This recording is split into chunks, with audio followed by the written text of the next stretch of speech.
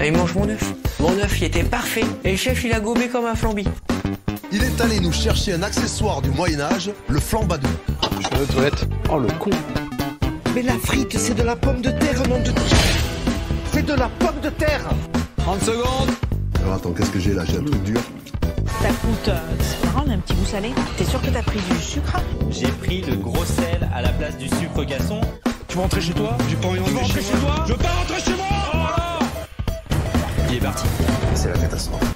J'ai fait fumer ma Saint-Jacques durant 72 heures avec la peau de mes couilles. 3, 2, 1, c'est parti.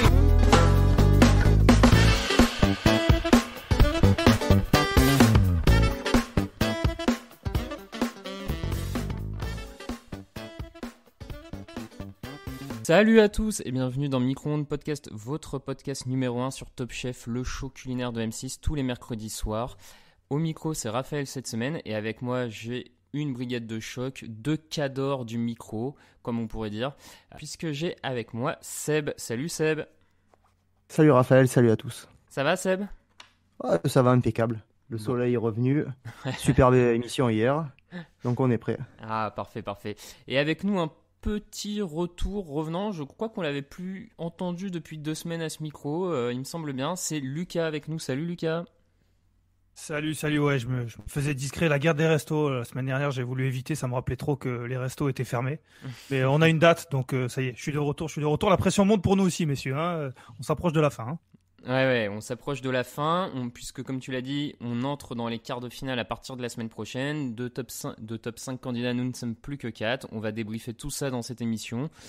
Vous avez l'habitude, on passera également sur nos tops, nos flops, et puis bien sûr le classement qui pour une fois a été d'une précision incroyable, hein, puisque le dernier candidat de notre classement est celui qui est parti. Bref, on revient là-dessus juste après un petit jingle.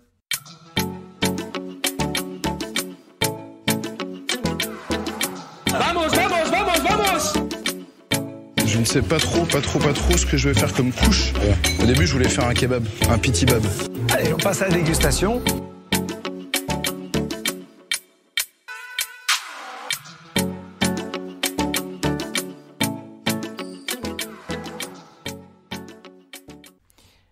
Alors messieurs, on commence cette semaine du coup de Top Chef avec l'épreuve proposée par le chef Mazia. Et alors là, je vais directement donner la parole à Seb puisqu'il nous en a parlé comme un de ses chouchous. Pourquoi? C'est qui Mazia pour toi? Pourquoi c'est un de tes chefs chouchous? J'adore, franchement, sa cuisine, c'est... Ouais, franchement, bon, j'ai pas eu la chance d'y goûter. Franchement, un jour, si j'ai la chance de faire un étoilé, ça sera lui. Ouais. Bon, surtout parce qu'il est sur Marseille. Parce qu'il est de Marseille, voilà, dis-le, c'est bon, on l'entend l'accent, tu peux pas nous mentir. Non, après, il y a Marseille. Après Marseille, on a aussi Gérald Paseda, mais je préfère Mazia. Après, c'est au niveau, voilà, ton épreuve d'hier soir, c'est vraiment ce qu'il est, quoi. Il travaille beaucoup sur les cuissons, sur les épices. Son resto, il est vraiment tout petit à Marseille. C'est vraiment minimaliste de chez minimaliste. Ok, bon, ça, en tout cas ça donne envie effectivement. Donc pour rappeler, le chef Mazia proposait hier une épreuve aux candidats autour de la juxtaposition des cuissons, on va appeler ça comme ça. Donc il demandait aux candidats de cuire leurs aliments avec au minimum 3 cuissons, qu'il y a un enchaînement logique entre ces cuissons, qu'elles se répondent, qu'elles apportent toutes quelque chose.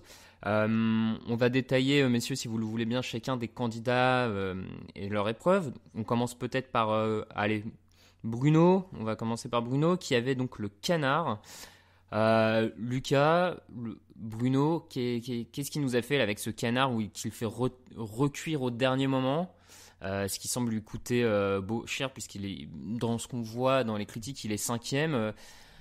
Étonné par cette imprécision de la part de Bruno?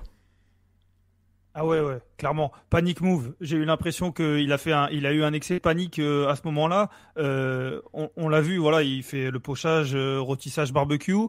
Déjà, en sortie de barbecue, je le trouvais un tout petit peu trop cuit à la vue, le canard, mais il avait l'air d'être ravi de ce qu'il avait fait. Philippe Etchebest avait l'air d'être content, donc humblement, je me suis rassis dans mon canapé et je leur ai dit tant mieux. Et puis il a remis dans une poêle. J'ai pas bien compris vraiment. Et même lui, à la fin, il dit je sais pas trop pourquoi j'ai fait ça. Ça m'a paru vraiment comme de la panique en fait. Il faut que ma peau elle soit croustillante. Je le tente. Bon, il finit. Alors, on ne sait pas vraiment combien il finit, mais je pense que ça l'a vraiment pénalisé. Non, effectivement, ça a eu l'air de le pénaliser. D'ailleurs, quand il remet sur la poêle son canard, enfin, après, c'est l'effet de montage de M6, mais on a le petit commentaire de la tête de Philippe Etchebest qui se met à regarder de travers et à se demander ce que Bruno est en train de faire. Donc, c'est vrai que là-dessus, ça a eu l'air difficile.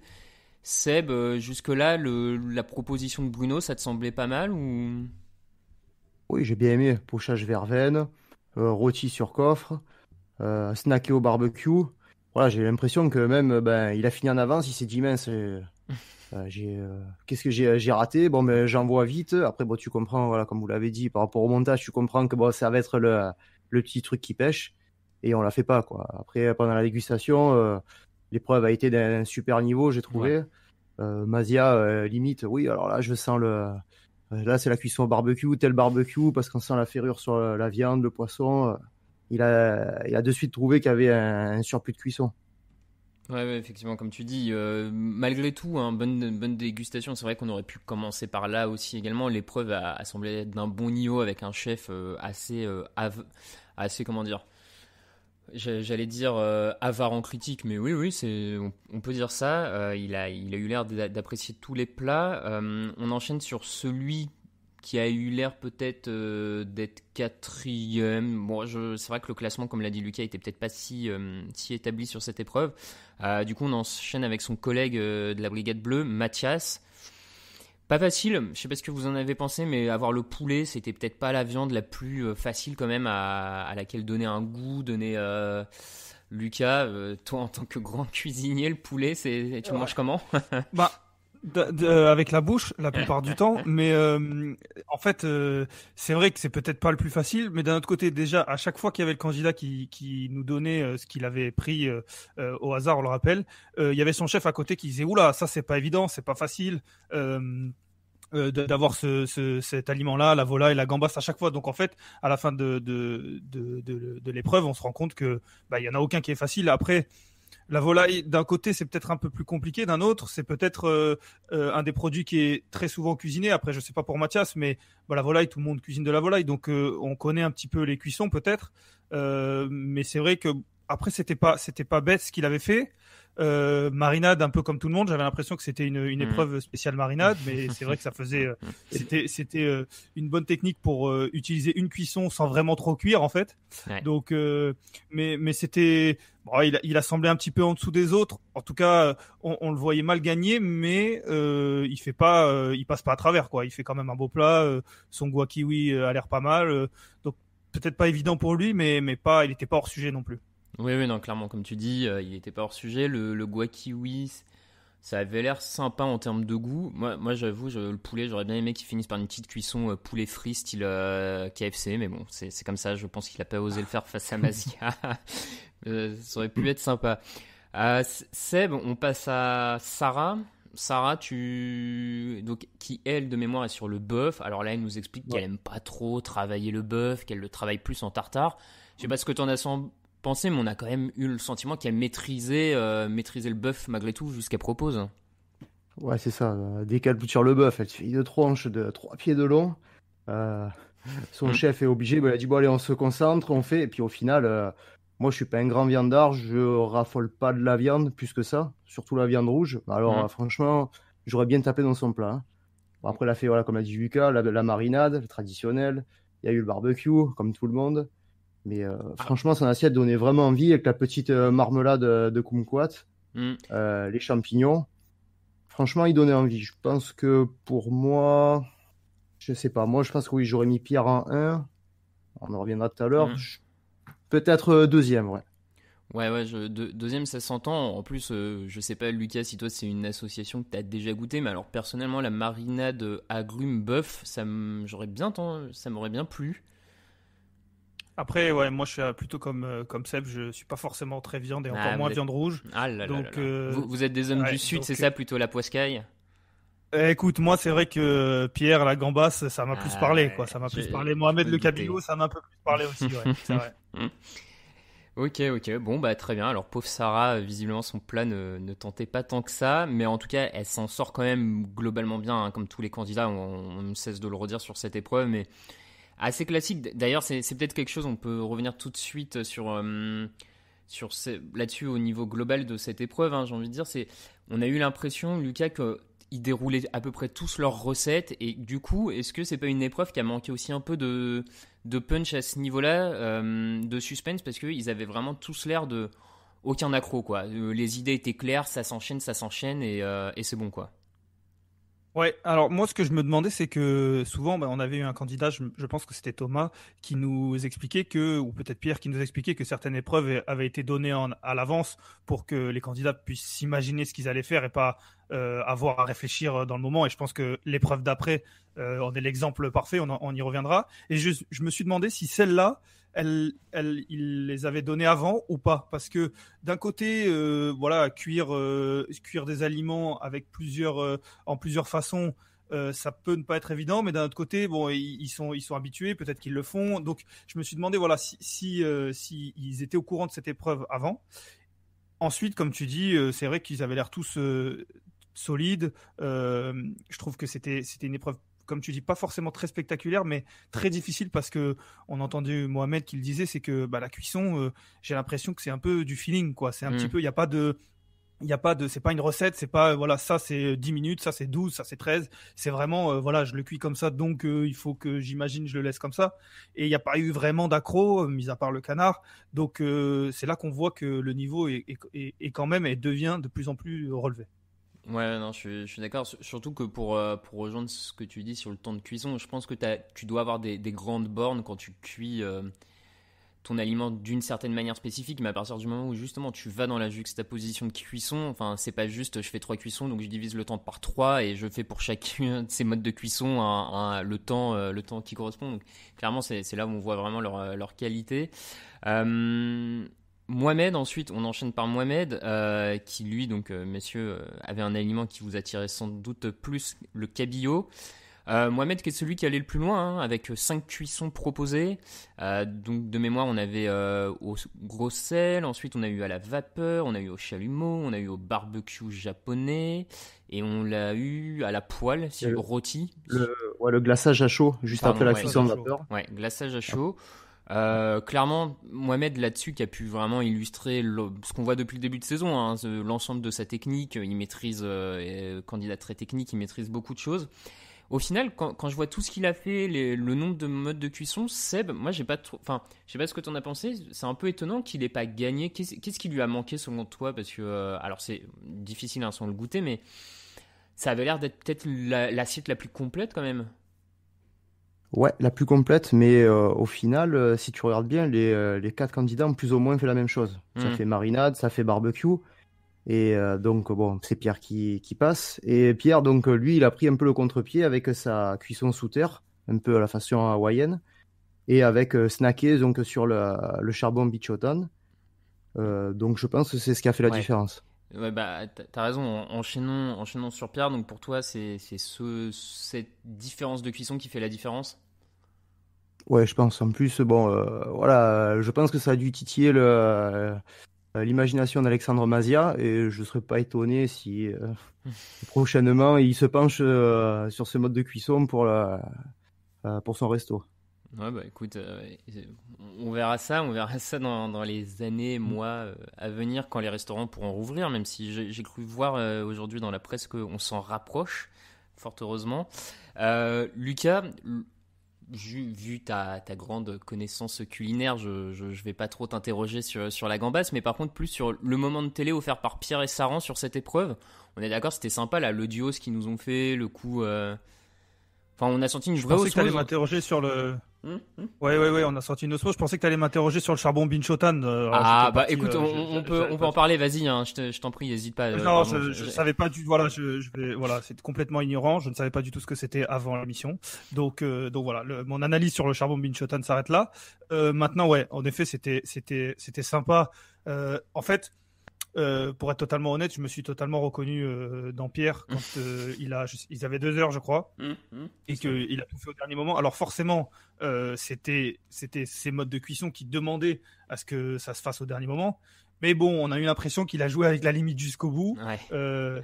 Et on a vu Michel Saran derrière souvent on le voit quand c'est joué, quand les chefs jouent les émotions parce qu'il y a la télé, parce que c'est un show, et quand ça devient sincère. Je me rappelle d'Hélène Darroze sur Mohamed, je crois, et là Michel Saran, on s'est dit là il a donné chaud, Pierre a donné chaud à Michel Saran. Après, c'est passé, mais c'est vrai que ça a donné un bon moment. Après, les deux ensemble, c'est souvent indépendamment des épreuves et des classements, mais les deux ensemble, ça fait souvent de bons moments quand même. Non, mais clairement, comme tu dis, moi aussi, je me suis un peu reconnu dans Pierre. J'ai eu l'impression alors toute proportion gardée, à transposer dans une salle de cours face à ta copie, mais j'ai eu l'impression de ce genre d'épreuve où en 10 minutes tu as fait ton plan de disserte et après tu te mets à regarder ce que font, regarder les autres, à lever le ciel, les yeux en l'air, et puis tout d'un coup tu lèves la tête, tu regardes l'horloge et tu vois qu'il te reste qu'une demi-heure pour finaliser ta dissertation et tu fais putain merde, faut que j'accélère. J'ai eu un peu ce sentiment là face à Pierre qui était aussi déchaîné sur les réseaux sociaux. Certains le suspectent de prendre quelques produits stupéfiants clairement vu comment il était au taquet. Bon, on n'ira pas l'accuser de ça, mais il était en forme, hein. Il y a rien à dire. Moi, vraiment, il m'a fait marrer sur le côté je vais attendre plutôt que de tester la gambasse, ce qui semblait un peu évident quand même à faire, hein, tester son mode de cuisson en avance. Bon. Donc, comme on l'a dit, c'est Pierre qui remporte cette épreuve. Messieurs, c'est pas que j'ai envie d'aller vite sur cette épreuve, mais au final, je trouve qu'il y a peu de choses à dire parce que toutes les dégustations ont été très bien faites. Le niveau était assez bon, et je trouve que la victoire de Pierre paraît logique.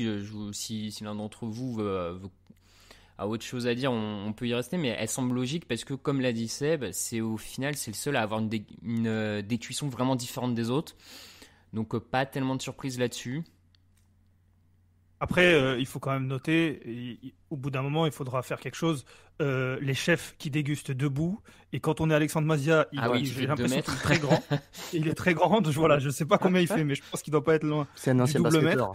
Il faut relever les tables, les gars. Le mec, il finit la dégustation, il a un lamago, c'est pas possible. On le voit, moi j'avais mal pour lui, on le voyait, il se baissait pour aller chercher dans les assiettes. Voilà ce que j'ai retenu de cette épreuve. Là, mais je te rejoins, je me suis fait la même réflexion, je me suis dit, mais pourquoi il lui apporte pas une chaise, que le mec puisse juste s'asseoir tranquille à déguster. Là, le pauvre, il est en train de se casser le dos.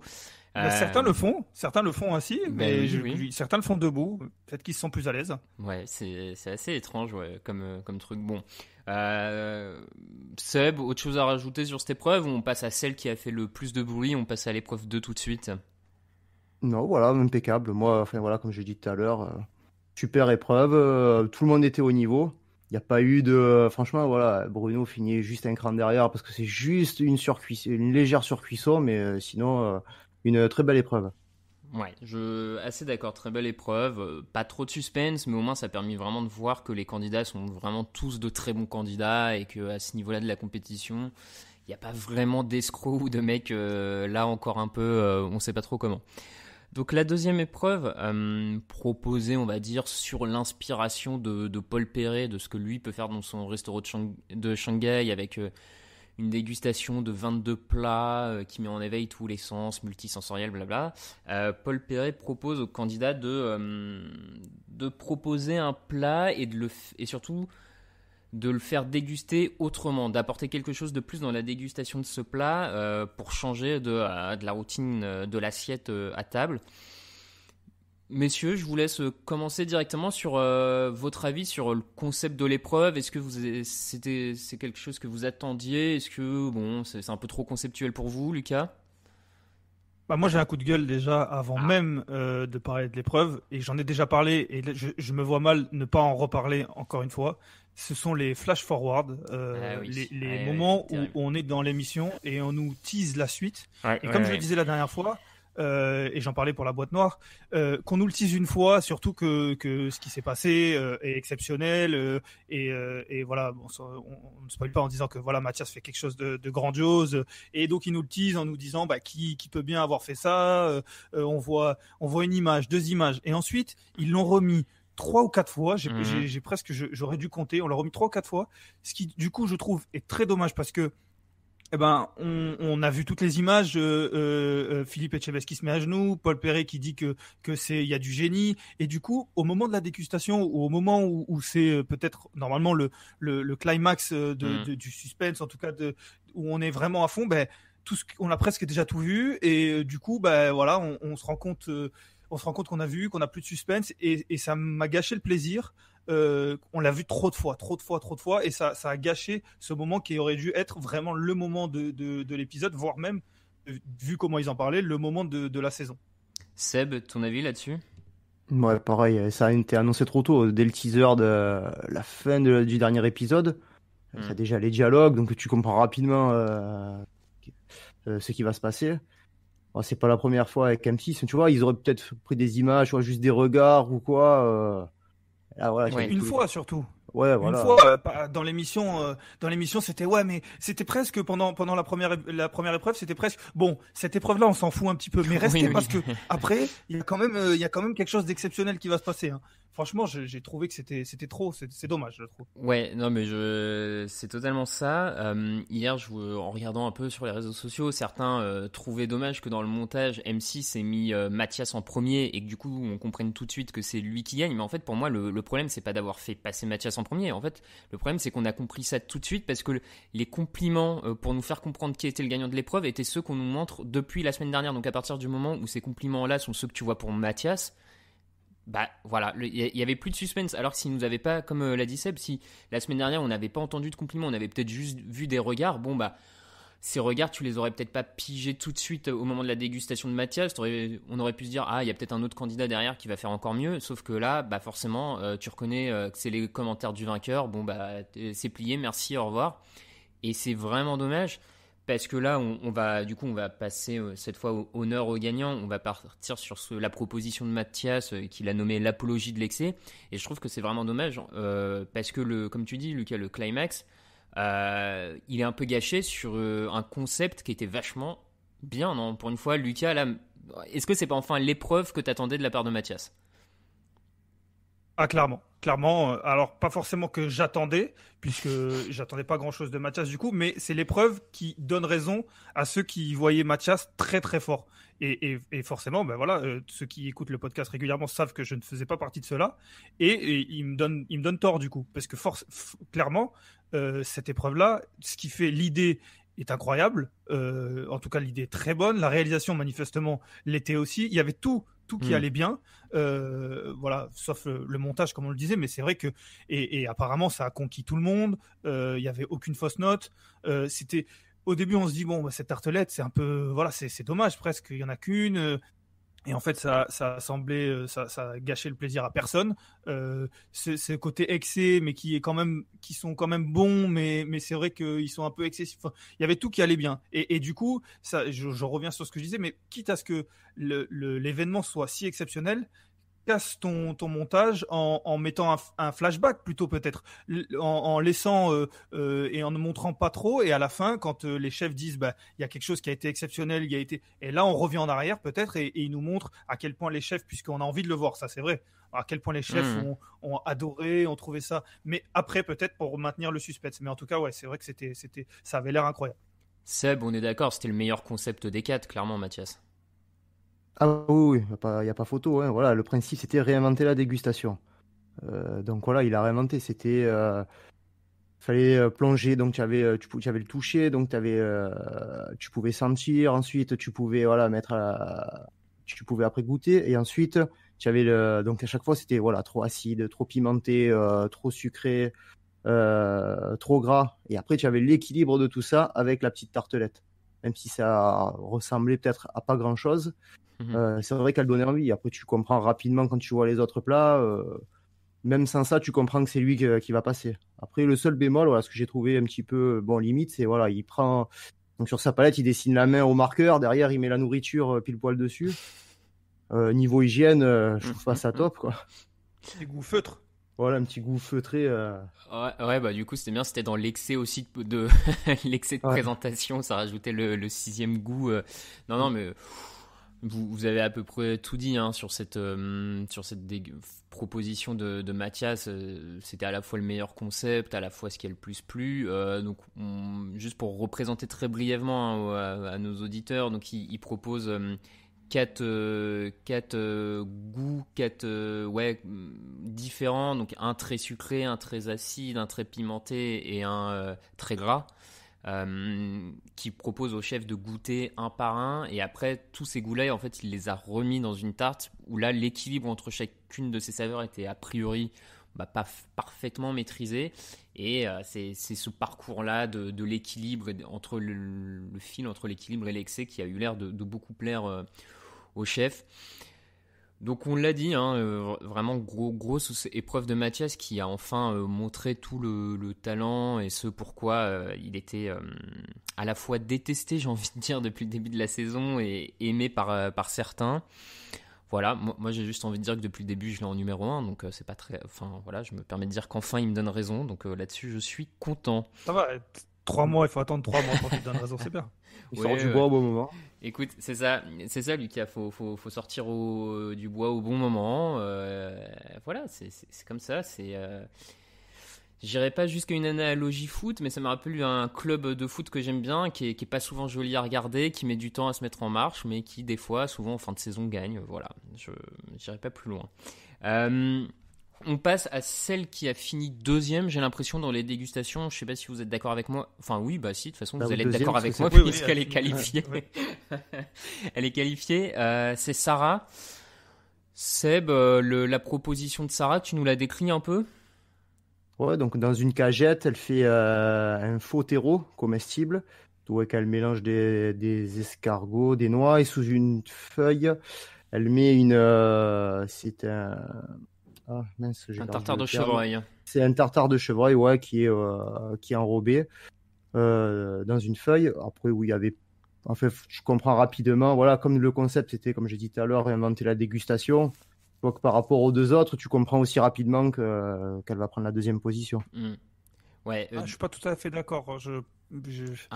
C'est au niveau de la dégustation. Une fois qu'il y a la dégustation qu'on comprend, mais au moment où ils annoncent, bon, j'imaginais que Mathias, voilà, et puis on se doutait que ça allait être Mathias, mais entre Mohamed et Sarah sur le concept, j'aurais pas dit Sarah de suite, quoi. Ouais. Ah, moi oui, même, parce que je trouvais que c'était trop chimique. Momo, que ça soit dans les goûts ou dans ce qu'il proposait.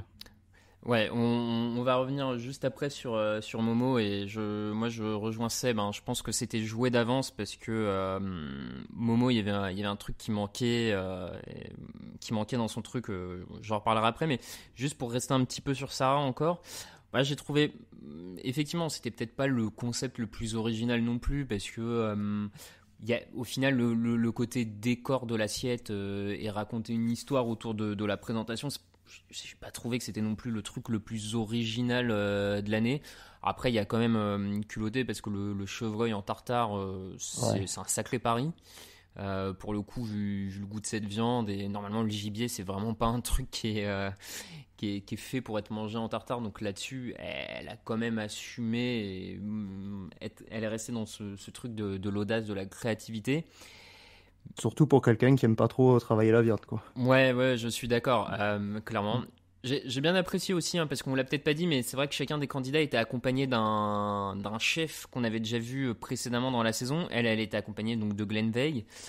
Clairement, on a senti qu'il lui avait fait un peu d'effet, hein, parce que elle était complètement perturbée, elle se met à courir, elle se tape une immense gamelle, alors que lui, il est en train de lui dire cours pas, tu réfléchis pas quand tu cours pas, et là, à ce moment-là, elle se tape une cagade. Bon, clairement, on la sentait un peu déstabilisée. Mais donc, et c'est là où, pour enchaîner, moi je pense qu'en fait elle passe 2e un peu par défaut. Et là, moi j'entre direct sur, à mon sens, ce qui n'a pas marché avec les deux autres. Et on va commencer par Mohamed. C'est que, Lucas, je vois ce que tu dis quand tu parles du concept de Mohamed. Mais est-ce que tu penses pas quand même que ça manquait pas un peu de cuisine en fait, ce qu'il a fait ? Peut-être que ça manquait mais j'avais l'impression que dans cette épreuve, ça passait au second plan. Non pas que ça allait être écarté totalement, puisque ça reste une émission de cuisine, mais j'avais l'impression que la priorité était vraiment le concept. Et du coup, j'ai trouvé, puisque par exemple, Mohamed, puisque je le mets plus près de Sarah qu'il ne l'est de Bruno dans cette épreuve, parce que Bruno c'était très cuisine et c'était quasiment uniquement cuisine. Je sais pas ce que vous en avez pensé, mais pour moi, c'était un petit peu voilà, 3 façons de manger. C'était une langoustine, je crois. 3 façons de manger la langoustine. Il n'y avait pas forcément de concept qui sortait de l'ordinaire. C'était juste très bien fait. Et moi, je mets plutôt Mohamed dans la catégorie de Sarah. Moins bon, certes, puisque après, comme tu dis, il manquait des choses. Mais j'ai trouvé qu'il y avait un concept, qu'il y avait une idée. Après, c'est vrai que ça faisait pas gadget, mais ça faisait moins cuisiner. C'est vrai, ça faisait moins, pas forcément travailler, puisque ça a été travaillé, mais moins, cuisiner, c'est le terme. Tu vois, moi je pense vraiment, on saura pas vraiment le classement, enfin à quel point il y avait de l'écart entre les qualifiés et les non qualifiés, mais moi ce qui m'a semblé quand même, c'est qu'en fait Mohamed et Bruno avaient tous les deux raté l'épreuve, mais pour diverses raisons. Pour moi, Mohamed il la rate pas, il l'a réussi sur le concept. Au niveau du concept, moi je le place 2e, mais pour moi il le rate parce que au final ça reste aussi de la cuisine, et quand tu regardes, il propose une bulle de Coca-Cola, il propose la tétine, je sais même plus ce que c'est, mais enfin il y a pas vraiment à mon avis il y a pas assez de, lui se plante sur ce côté-là, et alors Bruno à l'inverse comme tu dis, lui il a la cuisine mais il a pas le concept, parce que Seb, je sais pas ce que t'en penses, mais Bruno en fait il y avait pas de concept de dégustation là. Bah non, Bruno, c'est ce qui est dommage avec lui, c'est que c'est hyper scolaire. C'est qu'avec lui, tu sais ce que tu vas avoir, tu seras pas surpris, tu sais que ça va être bon, mais il y aura pas d'effet waouh, quoi. Ouais. Et surtout qu'en plus, il a mis du temps à trouver, parce qu'au début, oui, alors donc il part sur son espèce de. Ça bouchait là, enfin. Voilà, c'est le truc. C'était. Et donc il y a pas du tout la langoustine, et c'est qu'à la fin qu'il rajoute. Voilà, c'est la purée de carottes avec gingembre. Et après, donc, tu avais de la langoustine sur les 2 dernières bouchées. Et donc, Arnaud Donquel lui fait la réflexion. Et c'est juste à la fin, il mixe ses têtes, après les avoir fait revenir, pour essayer de faire une sorte de petite poudre. Ça devait être très bon, hein. Mais niveau de l'intitulé de l'épreuve, tu n'étais pas du tout dedans, quoi. Ouais, disons que ça aurait été un plat qui serait passé parfaitement si l'épreuve était la langoustine. Ouais, c'est ça. Ouais, bah ça en fait, il aurait eu... Vas-y Lucas, fini. Ouais, il aurait été extrêmement original. Il aurait eu 3 bouchées. Ça serait changé peut-être d'autres qui auraient fait autre chose sur la langoustine. Ça aurait été très bien. Mais c'est vrai que là, dans ce concept-là de réinvention, voilà, moi je prends mon exemple, qui ne suis pas quelqu'un qui va manger dans les restos. Je ne vais pas manger dans les restaurants gastronomiques très régulièrement. Quand ils disent quelque chose qui sort de l'ordinaire, ce qu'a fait Bruno, même moi, non pas que je l'ai déjà mangé, mais je l'ai déjà vu, ça m'a pas surpris. Si même moi, il a pas réussi à me surprendre, j'imagine même pas des chefs pour qui c'est le métier, c'est presque la vie, quoi. Donc du coup, ouais, je pense qu'il partait de très loin là. Ouais, puis en plus, Seb l'a plus ou moins dit, mais il est quand même un peu sauvé par le chef Arnaud Donquel qui l'accompagne, qui lui dit réfléchis à l'histoire, réfléchis au truc, parce que sinon il était vraiment sur un bout de purée à lécher, une bouchée de langoustine, et c'était un peu une cata. Limite hors sujet là. Bah pas loin, et d'ailleurs même quand après il raconte sa petite histoire, je trouve qu'il pousse pas assez loin le délire, parce qu'à la limite il aurait presque pu essayer de s'en sortir avec l'histoire là, que Stéphane Rothenberg raconte quand j'étais petit, je fais ça.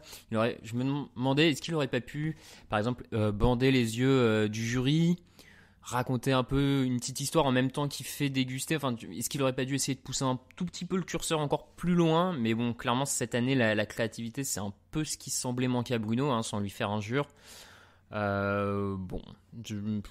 Compliqué hein, quand même cette épreuve-là pour Bruno. Et puis Mohamed, qui lui est accompagné de Pierre Gagnère. Monsieur, encore un mot sur Pierre Gagnère, à quel point cet homme est incroyable de modestie et de gentillesse. Quelle star.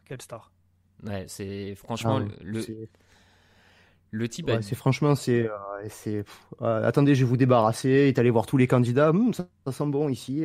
Ah non, mais. Taper la discute à tout le monde, c'est incroyable. Franchement, j'ai limite eu de la peine quand Mohamed a fait ses bonbons et tout. Bon, tu as Pierre Gagnère à côté, essayer de lui proposer un minimum de cuisine, quoi. Non, mais c'est. Franchement, moi j'ai trouvé ça incroyable. Le type a 16 ou 17 étoiles. Comme tu dis, il ramasse les déchets que Mohamed est en train de faire. Il va ranger le sucre. Il félicite tout le monde. Enfin, c'était un vrai bon moment de gentillesse et de plaisir qui fait du bien. Après, ouais, je te rejoins sur Mohamed. Moi aussi, hein, vraiment, j'ai trouvé que ça manquait complètement de cuisine. Enfin. Tu vois, au final, Lucas, c'est ce qu'on disait. Enfin, qu'est-ce que tu ressors j'ai l'impression que tu ressors rien au niveau du goût de l'épreuve de Mohamed, en fait. Enfin, parce que c'était que du gadget. Ah oui. Ah, du gadget, je sais pas parce que j'ai trouvé que c'était pas du gadget, il y avait un concept, il y avait quelque chose quand même. C'était pas fait juste pour faire en fait. À l'inverse d'un Bruno, encore une fois, qui faisait, qui a décliné parce que voilà, lui, j'ai l'impression qu'il avait vraiment son idée, il avait un concept, il avait quelque chose et je trouve que le concept est bien, mais c'est vrai que peut-être que dans un concours de cuisine. Il a mis trop le curseur sur le concept et pas assez sur la cuisine et ça a pêché. Ça, je suis d'accord avec vous. Mais j'ai trouvé que, par exemple, c'est lui qui est passé en premier dans le montage, par exemple. Et je me suis dit, c'est bien. Voilà, moi, j'étais resté focus sur le concept, sur l'idée d'avoir quelque chose d'original. Et je me suis dit, c'est pas facile à trouver une nouvelle idée, une idée originale. Et je me suis dit là c'est pas mal. Il est allé chercher quelque chose, c'est vrai, c'est original. Pourquoi pas. Après c'est vrai qu'il manquait de cuisine, mais ça c'est vrai que je peux pas débattre sur ça. Mais sur le reste, je suis pas aussi catégorique que vous. Non, mais t'as en partie raison. Je suis pas loin de penser comme toi qu'au niveau du concept, moi je l'avais deuxième ou premier. Enfin non, deuxième quand même, faut pas exagérer. Deuxième et après. C'est je crois, Seb, c'est toi qui a utilisé le mot chimique, et je pense que c'est au final, pour le jury, je pense que garder le goût du coca et du bonbon comme ça en dégustation, c'est ce qui a eu l'air de lui coûter la place, donc bon, c'est comme ça. En tout cas, donc on a Bruno et Mohamed qui du coup partent en dernière chance. Une dernière chance, messieurs, autour de l'agrume. L'agrume, hein, sous toutes ses coutures possibles. Quelque chose qui vous a marqué dans cette dernière chance en particulier ou Moi, c'était l'occasion de voir Mohamed et je reste sur l'idée que je m'en faisais de Mohamed, qui était de dire que, et je le répète depuis plusieurs épisodes, que c'est pas forcément celui qui va aller gagner des épreuves, même s'il restait sur 2 victoires, mais c'était le resto avec Mathias, c'était la boîte noire avec tout le monde, mais c'est vrai qu'en individuel, je suis pas sûr qu'il ait gagné beaucoup d'épreuves, peut-être même pas du tout. Même pas, ouais. Mais c'est difficile de l'éliminer parce que on le dit souvent, c'est un cuisinier qui a l'air très technique, qui a l'air d'avoir de bases très solides, et quand on arrive sur une dernière chance, qui est souvent quelque chose de entre guillemets classique, dans le sens où c'est un produit que les cuisiniers ont l'habitude, et on leur dit voilà, vous avez 1 heure et vous revisitez l'agrume ou la tomate, il faut aller le chercher, quoi. Je trouve que sur ça c'est difficile de l'éliminer. Maintenant, il va falloir gagner des épreuves, on en parlera peut-être pour passer au niveau d'après, mais je suis pas étonné qu'il soit arrivé jusque là sans gagner d'épreuves, parce que c'est quelqu'un qui est difficile à éliminer, et on l'a vu dans la dernière chance. Seb, est-ce que c'est pas un peu triste pour Bruno qu'il sorte sur l'épreuve où finalement il a peut-être montré le plus d'audace cette saison, avec ce mélange macro-agrume qui avait l'air en plus d'être parfaitement équilibré? C'est le haddock. Ah, haddock, pardon, ouais, haddock. Ouais, haddock. Ouais, en plus le haddock c'est assez puissant en goût. En plus il le fait pocher dans son lait. Ça avait l'air bon. Après, quand tu regardes le travail fourni, il n'y a pas photo, quoi. Ouais. Au moins, il met du cru, il met du cuit, il met du croquant. Donc lui aussi après niveau, il va chercher la moutarde, il va chercher l'amaretto. Donc il est quand même. Pour moi, après moi j'ai vite compris, même si le plat de Bruno avait l'air très bon, moi j'ai vite compris que c'est Momo qui allait passer, quoi. Ok, ouais, moi j'avoue que j'ai eu un peu plus de doutes. En plus, pour une fois, le montage d'M6, je l'ai trouvé assez bon dans l'idée que ça pouvait être serré. Donc, après, je suis pas surpris que Bruno sorte. Messieurs, on est d'accord globalement sur les 5 qui restaient. On s'attendait tous un peu à ce que ce soit Bruno qui sorte cette semaine. Oui, c'est vrai que ça paraissait d'être le moins bon, on va dire. Mais là où je suis d'accord avec toi, Raph, c'est que au moment de regarder La Dernière Chance, comme d'habitude, on regarde toujours un petit peu les interviews qui sont faites après. Donc, on essaie de déceler un petit peu des signes de qui est parti, qui est un peu déçu, qui est un peu... Et c'est vrai que si j'avais dû mettre une pièce, j'aurais mis une pièce sur Momo qui partait. Parce que il a ressorti le couplet, en tout cas l'anecdote de son prof de français, je crois en 4e. Ouais. Et on se rappelle que Baptiste, quand il était parti, il nous avait parlé de malheureusement son ami qui était décédé, je crois. Et il n'en avait jamais parlé. Et quand il en a parlé là sur cette dernière chance, on s'était dit s'il en parle, c'est peut-être que c'est parce que c'est la fin. Là, je m'étais fait la même réflexion en me disant c'est peut-être parce que Mohamed il s'en va. Et puis après, bon, vous savez, quand on se met une idée dans la tête, on voit des signes partout. et comme tu l'as dit, Raph, le montage était bien fait. Et du coup, j'étais surpris à la fin. Mais après, c'est vrai que pour répondre à ta question, ça semblait être le moins bon des 5 restants. Ouais, de toute façon, on l'avait dit dans notre classement la semaine dernière, c'est vrai qu'on l'avait 5e, donc là-dessus, on n'a pas été les plus surpris. Messieurs, on va parler un tout petit peu plus peut-être que d'habitude de la semaine prochaine, dans les extraits qu'on a vus, donc c'est l'annonce des quarts de finale avec les 4 derniers candidats. Un format qui est visiblement à première vue le même que l'an dernier, c'est-à-dire que pour se qualifier en demi-finale, le candidat va devoir remporter 2 passes, donc c'est-à-dire remporter 2 épreuves. Ça veut dire qu'on va avoir au minimum 6 épreuves à regarder, maximum 7. Donc a priori, ça sent quand même les quarts de finale en 2 épisodes. En 2 semaines, on va pas se mentir parce que j'ai du mal à voir M6 à réussir à caler 6 épreuves en une semaine. Messieurs, c'est pas dans leur intérêt. Oui, c'est pas dans leur intérêt, clairement. Messieurs, là-dessus, sur les quarts de finale, on peut en parler un peu. Vous avez un favori, ou plutôt, qui vous voyez sortir sur les quarts de finale? Pour qui ça vous semble très compliqué d'aller remporter ces 2 épreuves, Seb?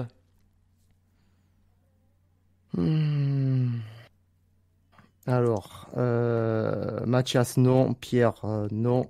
Ça se fasse jouer entre Momo et Sarah. Ok.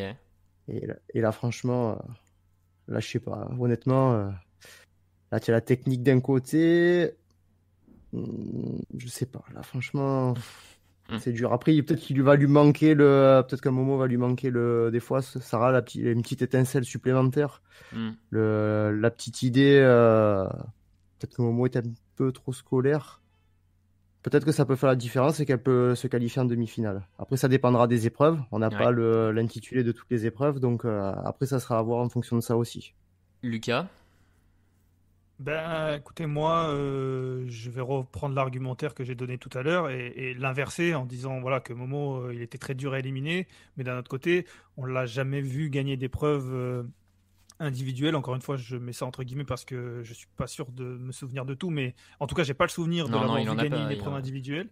Voilà. Et donc du coup, typiquement là, pour aller en demi-finale, il va falloir gagner et pas seulement ne pas perdre, quoi. Et du coup, c'est peut-être là parce que Sarah, c'est vrai qu'elle est peut-être un petit peu plus irrégulière, mais elle en a déjà gagné. Elle a gagné l'épreuve des champignons.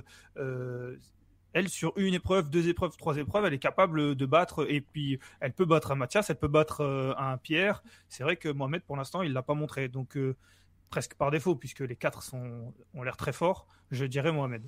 Ouais, je suis absolument d'accord avec toi là-dessus. Moi aussi, a priori, je verrais plutôt Mohamed en difficulté parce que, comme tu l'as dit, il est toujours bien classé, mais pas encore gagnant. Et là, il va falloir en gagner 2. Donc, je le vois perdre aucune épreuve. Mais par contre, je le vois pas en gagner forcément 2. Donc moi aussi, d'instinct, j'aurais envie de dire que Mohamed serait celui qui quitte dans 2 semaines. A priori, on s'avance un peu là-dessus, mais bon, on y reviendra plus tard. Je vous propose, messieurs, un petit jingle et puis on passe à nos top et flop.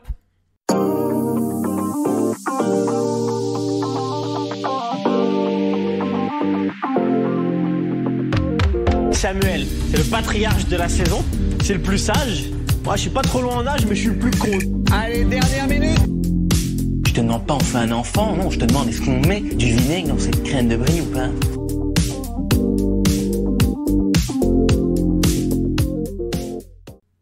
Alors messieurs, nos tops et les flops de la semaine, et on va commencer par, allez, Lucas, ton flop? Mon flop, j'ai assez développé. Je pouvais pas attendre jusqu'à la fin de l'émission pour en parler. Donc, c'était les flash forwards. Je vais pas me relancer là-dedans. J'épargne ça aux auditeurs. Mais vous l'avez senti, ça m'a. J'en avais gros sur le cœur. Hein. J'en avais gros sur le cœur, les gars. Donc, je vais m'arrêter là. Mais voilà, les flash forwards, je pense que tout le monde a compris. Retenez-moi. Écoute, je vais juste avant Seb, je vais prendre la parole parce que j'ai exactement le même. Vraiment, je comprends pas la logique de la production. Seb, ton flop? Je l'ai un peu mentionné tout à l'heure. Quand tu fais équipe avec Pierre Gagnère, fais un peu de cuisine avec lui. Je pense qu'il aurait été content de prendre les couteaux. Il t'aurait montré, il aurait pu goûter ton plat et tout. Donc voilà, ça sera mon flop. Ok. Et alors, vas-y, enchaîne sur ton top. Hein. Le top, le niveau général de toutes les missions. Grosse épreuve avec Alexandre Mazia. Grosse épreuve derrière. Même la dernière chance, les deux se sont pas ratés, quoi. C'est le meilleur qui est passé. Donc franchement, l'émission d'hier était top. Ouais, je te rejoins sur ce niveau global. Moi, du coup, Lucas, tu m'excuseras, hein, je vais me permettre d'enchaîner. Moi, mon top, c'est Mathias. On l'attendait. On attendait enfin l'épreuve référence de la part de Mathias. Il la sort sur en plus une des épreuves peut-être les plus complexes parce qu'elle demande à aller au-delà de la cuisine pure et de conceptualiser quelque chose d'autre. Voilà, ça m'a fait plaisir de voir qu'il la sort à ce moment-là et surtout avec un truc qui avait l'air, qui était vraiment différent. Donc en top, Mathias. Et toi, Lucas? En tout cas, pour Mathias, il était temps, puisqu'on est presque à la saison 13 déjà. Hein, il aurait fallu, voilà, il était temps, il avait fait ça. Bon, voilà. Blague à part, moi, le top, tu en as parlé un petit peu, Raph, quand on évoquait l'épreuve numéro 2. C'est le fait d'avoir ramené 4 chefs extérieurs par rapport aux chefs de brigade habituels. Ouais. Voilà, en plus, il y avait donc Pierre Gagnère, qui, voilà, on en a parlé, Glenn Viel, qui est aussi un personnage, Pascal Barbeau, voilà, Arnaud Donquel, même si ils n'ont pas forcément tous fait grand-chose puisqu'ils ne pouvaient pas des fois faire grand-chose. Seb en a parlé sur Pierre Gagnère, mais j'ai trouvé sympa de les avoir là. C'était des personnages, c'est sympa de les revoir. Ils sont tous bons et je pense que c'est pour ça c'est pour ça que, écoutez, je pense que c'est pour ça qu'M6 les a ramenés. Hein. J'ai du mal à imaginer que ça soit Pascal Barbeau qui ait dit moi je veux Mathias, mais bon peut-être. En tout cas voilà, j'étais content de les voir, ça changeait un peu, ça casse un peu le rythme et voilà, donc c'est ça mon top. Oh, dommage, pas de Gilles Goujon.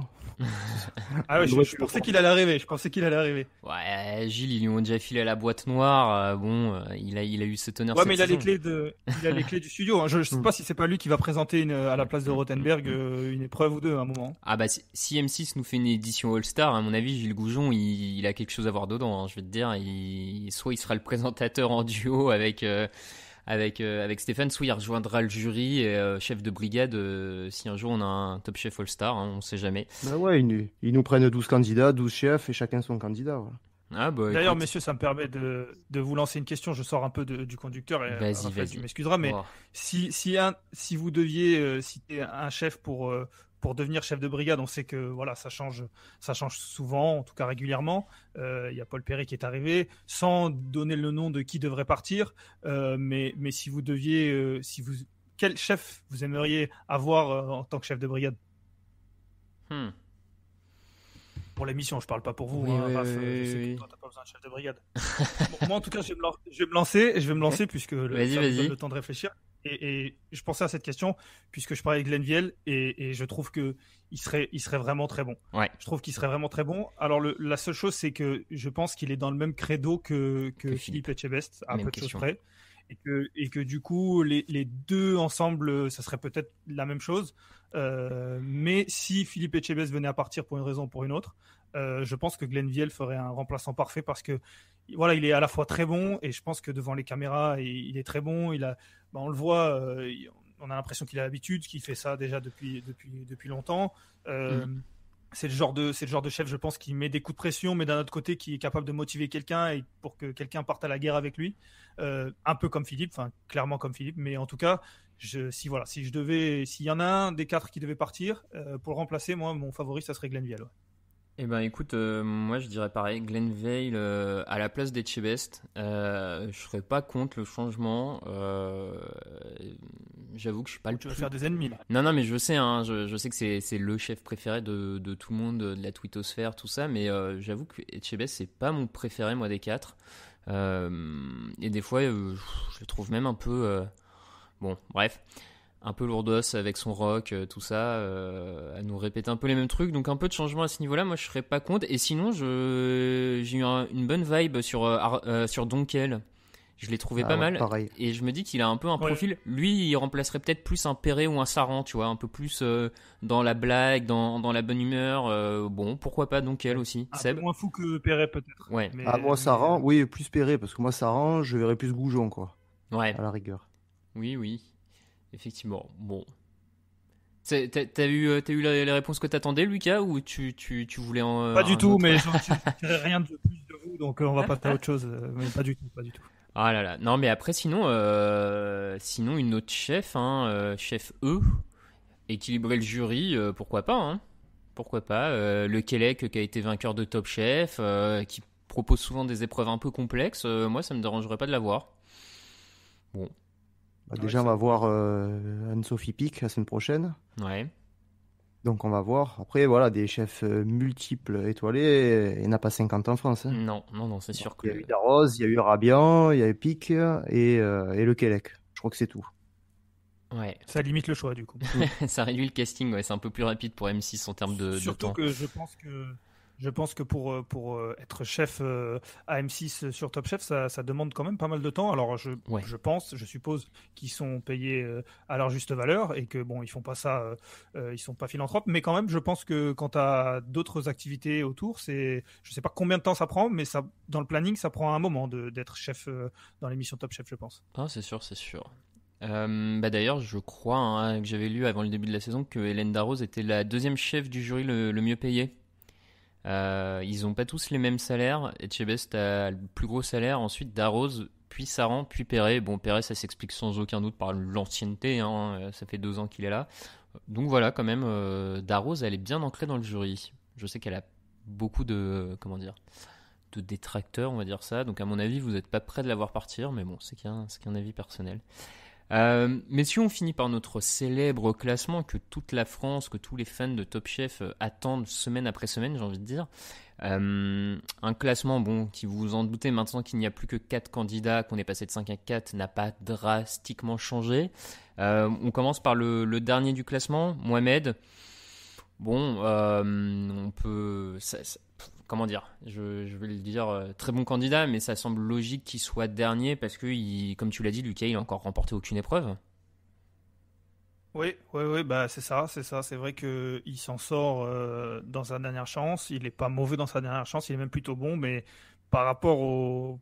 On est presque obligé de faire un classement par élimination. On va pas mettre Sarah dernière, on va pas mettre Mathias dernier, on va pas mettre Pierre dernier. Et donc en fait... c'est Mohamed. Alors en fait pour moi il est pas dernier, il est 4e quoi. C'est un élément de langage, mais voilà, c'est comme ça que je le vois. Non mais t'as raison. Seb, pareil, ça te semble logique? Oui, c'est ça. De toute façon, il a soufflé le chaud et le froid. Belle première épreuve, même très belle première épreuve. Et deuxième épreuve, donc beaucoup moins bien. Et bon, après il va en dernière chance. Il gagne la dernière chance, donc c'est logique qu'il se retrouve 4e. Assez d'accord. 3e, du coup, la semaine dernière, elle était 2e et égalité avec Pierre. Cette semaine, il y a eu un peu d'écart dans nos classements, donc Sarah repasse 3e. Elle n'est plus à égalité avec Pierre. Je vous laisse dire pourquoi, messieurs, vous la voyez 3e, vu qu'elle est 3e dans vos classements. Moi, pareil, c'est parce que pour moi, Mathias a montré avec cette épreuve qu'il était... Quand on sort de cette émission, on a du mal à ne pas le peine premier. Pierre gagne l'épreuve aussi. Sarah, intrinsèquement, je la vois en dessous de ces deux-là. Maintenant, c'est vrai qu'elle est capable de les battre sur une épreuve, 2 épreuves. Je la vois pas très en dessous. Mais en tout cas, si je dois classer, puisqu'on est obligé de classer, je la vois 3e. Ouais.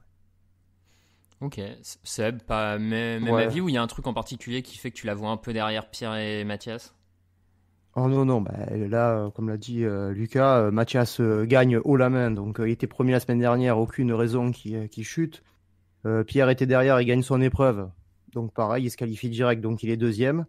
Et voilà, par élimination, vu qu'elle passe sur la deuxième épreuve, donc elle se retrouve troisième de mon classement. Ok, non, mais ça s'entend. De toute façon, vous avez été majoritaire à la mettre troisième. Moi, pour les coulisses, pour nos auditeurs, je l'ai en deuxième. Parce que je pense en fait, je la classe devant Pierre notamment parce que je pense qu'elle est plus costaud que Pierre psychologiquement dans les moments chauds.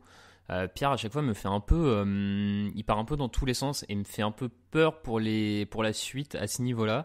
Alors que Sarah me semble assez costaud là-dessus et je m'avance même en pariant qu'elle sera finaliste. Donc voilà, c'est pour ça que je l'ai mis deuxième. Justement, Raph, puisqu'on va parler du deuxième qui est Pierre, j'ai vu que dans ton classement tu l'as mis dernier. Et je me demande comment on peut mettre Pierre dernier après ce qu'on a vu hier. Donc du coup, puisque tu me laisses la parole, je te laisse la parole sur celle-là. Ouais. Effectivement, je l'ai mis dernier. Objectivement, je pense qu'il est troisième. D'ailleurs, en vrai, j'aurais dû le mettre troisième. Hein. C'est un peu plus une erreur de ma part de jugement. Je l'avais laissé quatrième parce que j'estimais à un moment que j'étais gêné par le fait qu'il soit revenu dans le concours, d'abord sorti et ça m'embêtait de le mettre devant Mohamed. Maintenant, c'est vrai que vu ce qu'on a encore vu cette semaine, Pierre doit être troisième. C'est plus une erreur de ma part, Lucas, mais tu as bien fait de la soulever. Tu as totalement raison. En vrai, pour moi, Pierre est vraiment le troisième de ce classement.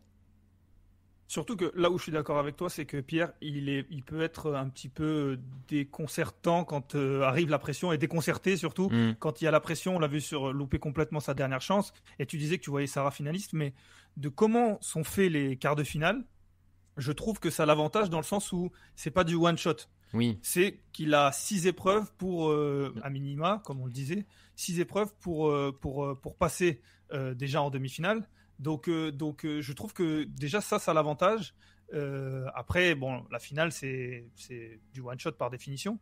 Mais c'est vrai que je suis d'accord avec toi sur la pression, mais de comment c'est organisé, peut-être que ça va l'avantager. Non, mais t'as raison. Hein. D'ailleurs, je le vois gagner 2 épreuves, et c'est pour ça qu'on en parlait tout à l'heure, que à titre personnel, et même vous, on était d'accord, c'est Mohamed qu'on voit sortir, on le voit plus difficilement remporter 2 épreuves. Pierre, en vrai, troisième, je pense qu'il sera en demi-finale. Par contre, après la demi-finale, faut battre les autres sur leur épreuve ou pas. C'est plus complexe. Et tu vois, là encore, sur cette semaine, sur l'épreuve qui gagne, il se met une pression. Enfin, il se met un peu. Voilà. Après, c'est peut-être le montage qui donne un peu cette impression qu'il se met en difficulté tout seul à la fin. Mais sur un truc qu'il avait l'air de dérouler et d'être bien. Sur la gambasse, t'as l'impression que tout d'un coup, dans les 5 dernières minutes, il s'est mis une pression tout seul et qu'il se met presque en difficulté alors que ça avait l'air de bien se passer.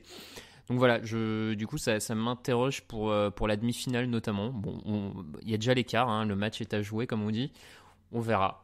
Donc vous l'aurez compris, Pierre est deuxième. Et donc le numéro 1, bon messieurs, là pareil, deuxième semaine de suite, Mathias, après ce qui sort, ça semble plus logique, Seb. Ah bah oui, il n'y a pas photo là. Ça fait une semaine qu'on nous utilise dessus. Tu vois ce qui sort, il n'y a pas photo. Il n'y a aucune raison qu'il descende de sa première marche. D'ailleurs, messieurs, allons-y pour enchaîner là-dessus. Lucas, est-ce que Mathias maintenant est le grand favori à la victoire finale ?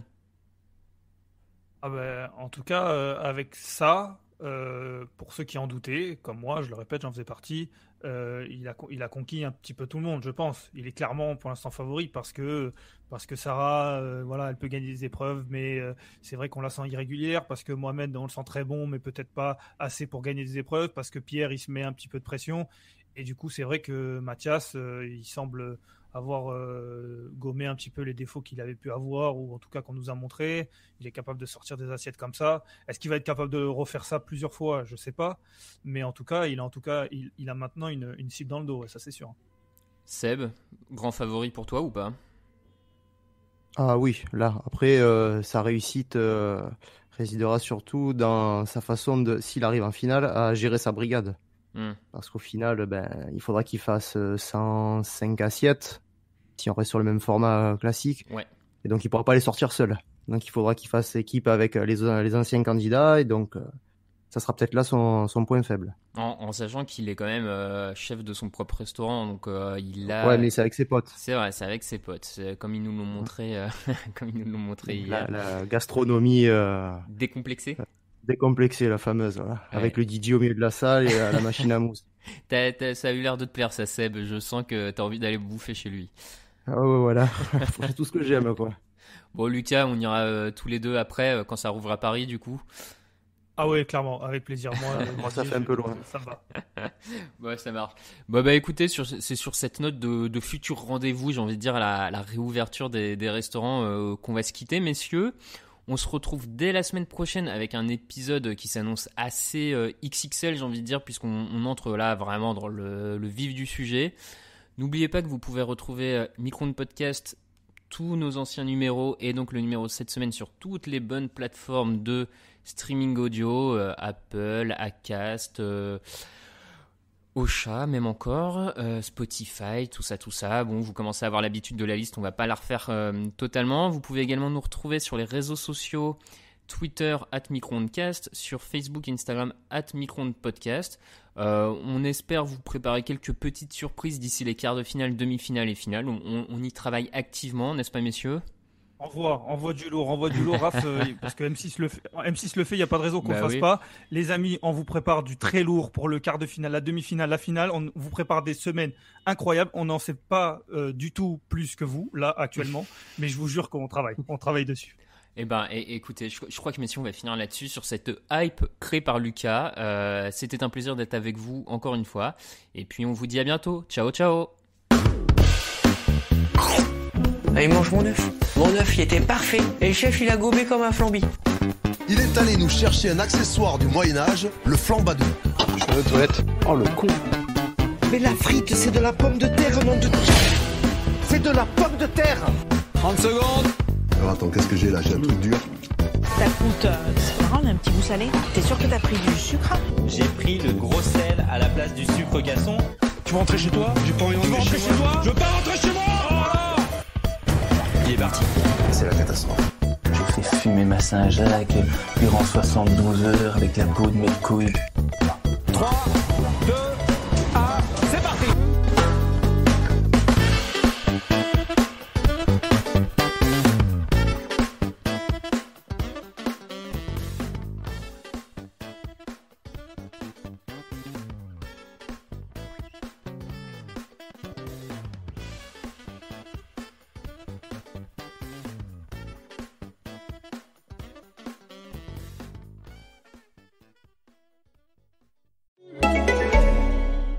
Livy, un médecin en quelques minutes. Ah non, ça y est, ça recommence. Oh. Éternuement, larmoiement des yeux, écoulement nasal, vous déclarez peut-être les symptômes d'une allergie saisonnière. En cas de doute ou si votre médecin traitant n'est pas disponible, consultez un médecin en vidéo en quelques minutes avec Livy. Les médecins inscrits à l'ordre des médecins sont disponibles tous les jours, de 7h à minuit, et peuvent prescrire une ordonnance si nécessaire selon leur diagnostic. Livy, un médecin en quelques minutes.